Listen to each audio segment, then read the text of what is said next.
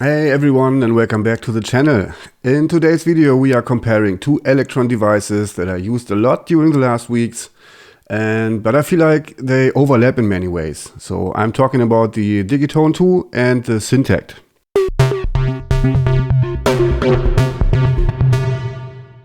So before the Digitone II came out not so long ago, the Syntakt was Elektron's new Digi-Box. It's a digital percussion synth and drum machine which also has an analog synth and analog effects. But since the release of the Digitone II, I feel like both devices are overlapping in many ways.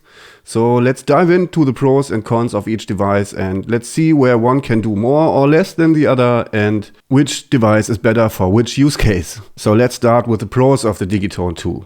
This machine is all about FM synthesis and it excels in creating rich, evolving and complex sounds, while the Digitone II is a digital FM synthesizer that offers deep sound design possibilities with its powerful FM engine and stuff. Elektron added new synth machines like the Wavetone, which is some kind of wavetable synthesis, the FM drum and the Swarmer machine. So the Digitone isn't about pure FM synthesis anymore, and the sonic palette has been drastically extended. It doesn't have to sound metallic all the time like FM synthesis often does. Warm and powerful basses are also possible now and much more. So Digitone II with its various new synth machines gives you the ability to craft harmonically rich sounds that you won't easily get with traditional subtractive synthesis. And Digitone II has 16 tracks with 16 voices polyphony for playing all sorts of chords and layering sounds and melodies. Each track can be used for either percussion or melody, and you can use any of the given synth machines on each track. So this makes the Digitone incredibly versatile for different musical styles. Plus the Digitone II has 128 steps for the sequencer, so you can create great chord progressions over 8 bars. That's a lot. So now for the downsides of the Digitone II. I'm not sure if I would call it downsides really, but yeah, let's go for it. So FM synthesis can be a bit daunting for beginners. While it offers vast creative possibilities, it can also be hard to wrap your head around FM synthesis, especially if you are more familiar with subtractive or analog synthesis. But in the Digitone II, with its new synth machines, I feel like they made the entry for beginners a little bit easier, while at the same time keeping it interesting and instantly satisfying in a way. You just start to try things out, wiggle some knobs, and that's when you start exploring and learning at the same time. While this offers flexibility in sound design, some users might miss the warmth and character of true analog sounds when compared to other analog synthesizers. But for me, that isn't really a downside, because that makes the sound of the Digitone II quite special and versatile in a way. Another downside is, at the time I made this video on January 18th, I think, 2025, Overbridge is unfortunately not yet available for Digitone II. Although Overbridge will be released with 100% certainty, it is currently still quite annoying to transfer tracks created in Digitone II to a DAW.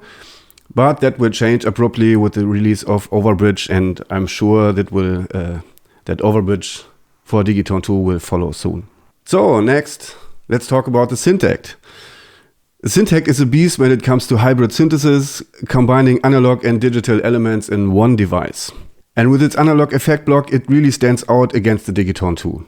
Syntakt has 12 tracks in total, 4 of which are dedicated to analog drums, percussion and also melodic sounds, and 8 tracks that offer digital synthesis. The Syntakt's approach is to, in a way, deliver the best of both worlds, you can say.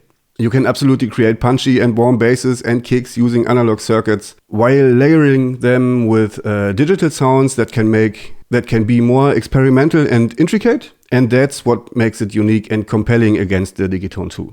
So if you're into dirty and grimy rhythm production, this is a killer tool. The Syntakt's analog drum section is fantastic, and the digital tracks give you a wide variety of melodic and percussive sounds. If you then make use of the analog effect block and the analog drive especially, that gets very delicious. The sequencer is classic Elektron, deep, intuitive and capable of wild tricks. It's perfect for live performance or studio-based composition with loads of flexibility. But while all the Digi-Boxes and the other Elektron devices also share the same sequencer functions, here's another thing that makes it stand out on the Syntakt. The effect block has its own sequencer track, and that really gives you so much more power when using it live and when programming detailed beats in the studio somewhere. You can create insane modulations that evolve over time because you can also use all the trick conditions and parameter logs for the FX track only. And with that you can create almost octatrack-like scenes and punch-in effects. So if you're looking for rich, full-bodied warmth of analog circuits and immediate raw and crunchy energy in your tracks, the Syntakt with its analog drums and analog drives simply delivers. Now let's talk about where the Syntakt might fall short. It's adjusted model cycles in a Digi-Box which happen to get 4 analog tracks added. First, and for me the most annoying downside is you cannot change the analog cymbal machine on track 12. It always keeps a cymbal. You cannot switch to another analog machine. The cymbal machine on track 12 is fixed. And if you are like me and you don't like the sound of the analog cymbal track, then you literally lose one of the analog tracks. And remember, you only have 4 analog tracks. So if you don't use the cymbal track on track 12 because you don't like the sound, then you will be stuck with only 3 analog tracks. That's a huge bummer for me.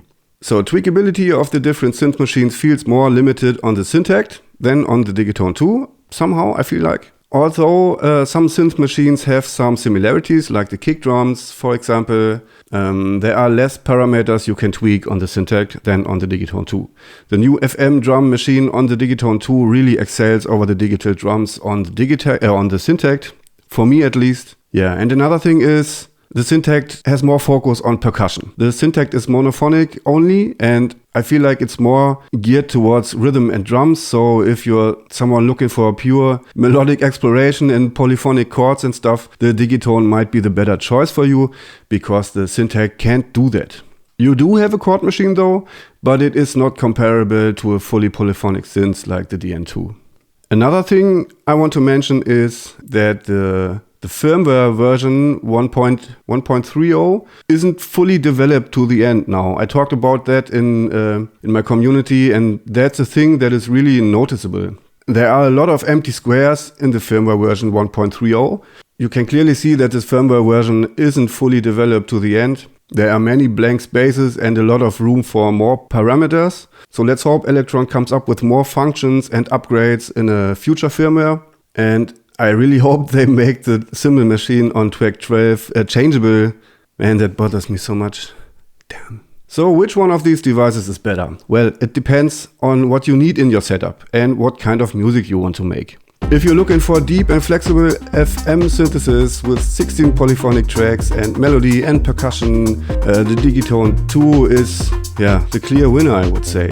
It's a great choice for those who are into experimental sounds and complex arrangements with the addition of the new synth machines, Wavetone, FM drum and also the Swarmer machine.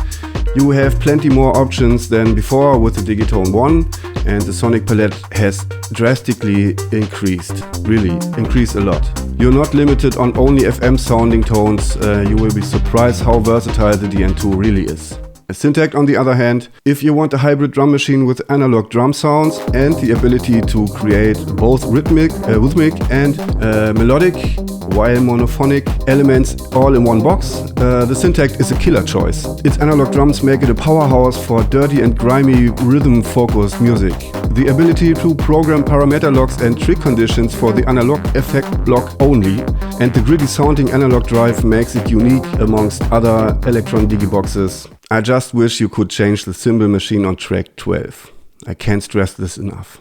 So to wrap it up, both the Digitone II and Syntakt are incredible machines, surely, but they cater to different needs. The choice ultimately depends on what style of music you're creating and which features matter most to you. But I can promise one thing, both devices and all of the other ones are incredibly fun to use, to explore and to learn. Once you dive into the Elektron rabbit hole, I promise you barely want to get out. So guys, thanks for watching again. Be sure to hit that like button if you found this comparison helpful, and don't forget to subscribe for more workflow and production tips. Let me know in the comments which one of these two devices you prefer and which functions you wish for in a future update. So, see you in the next video and take care.